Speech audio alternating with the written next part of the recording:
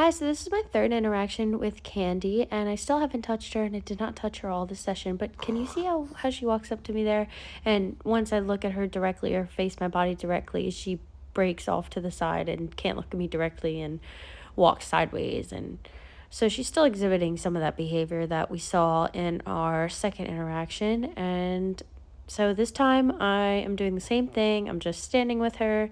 I'm just taking deep breaths. I'm just relaxing. I'm just trying to be in the present moment, seeing and looking at everything she's looking at, paying attention to my surroundings. And you can see we start to get in sync. I have a yawn. She lowers her head. I relax. She relaxes. And then I moved the phone. It's important to know that all of this is sped up in like anywhere from 2 to 5 to 10 times speed. So every time she has a lick and chew, she's relaxing. And it's important to know that when you do something, you should realize that it's about 20 seconds for a horse to process it. So look at all her blinking. She just blinked like a bunch of times. Blink, blink, blink, blink, blink, blink, blink.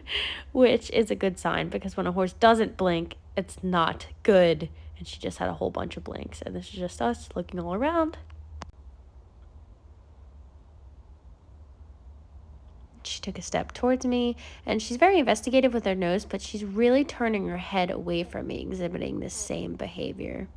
Right there, that pause where she stepped in front of my face, I started imagining energy going through my feet, up through my body, and I was charging it in like a spiral circle in my chest, like just thinking about how beautiful she is, how much I love horses, how much I love her, how I'm holding the space for her. She can feel however she wants to feel, and I see her, I hear her, and then I pushed it out my face, and that's when she stopped and froze right on my face, which was really cool.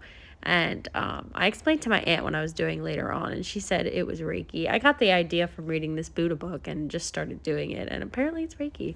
But yeah. So Candy is very all over the place, looking everywhere every second, da, da, da, da, da, and she is hypersensitive to the phone and hears the phone. And she walked over to look at something, which showed me she was really concerned about it. So I went with her and we just continued, and this was pretty much the end of our session. This was about 30 minutes. The first session was from about 40 feet away and about 15 minutes. The second session was about, I don't know, 20 minutes through the fence.